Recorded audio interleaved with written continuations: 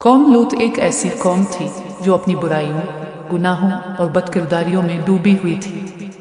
اللہ تعالیٰ نے انہیں سدھارنے کے لیے حضرت لوط علیہ السلام کو بھیجا، جو ایک نیک اور پرہیزگار نبی تھے۔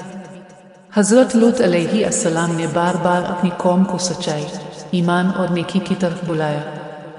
وہ انہیں بتاتے کہ اللہ تعالیٰ کی اطاعت اور نیکی کی راہ اختیار کرو تاکہ دنیا اور آخرت میں فلاح حاصل ہو۔ لیکن قوم کے لوگ نہ سننے والے تھے، نہ سمجھنے والے۔ وہ حضرت لوط کی باتوں کو مذاق سمجھتے اور اپنی برائیوں میں مگن رہتے۔ رات کے وقت اللہ تعالیٰ کے فرشتے حضرت لوط کے گھر آئے، روشنی سے چمکتے ہوئے، تاکہ قوم کی برائیوں کا امتحان لیا جائے۔ حضرت لوط نے مہمانوں کو عزت دی اور انہیں پناہ دی، لیکن قوم کے لوگ بد دل اور ظالم تھے۔ وہ مہمانوں کو نقصان پہنچانے کے لیے جمع ہوئے۔ ان کی برائیوں اور ظلم کی کوئی حد نہ تھی۔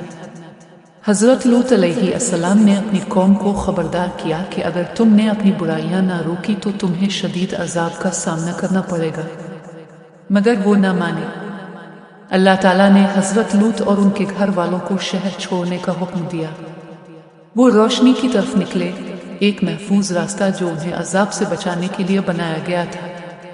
مگر حضرت لوط کی بیوی نے پیچھے مڑ کر دیکھا اور وہ اللہ تعالیٰ کے عذاب میں شامل ہو گئی اور پتھر میں تبدیل ہو گئی۔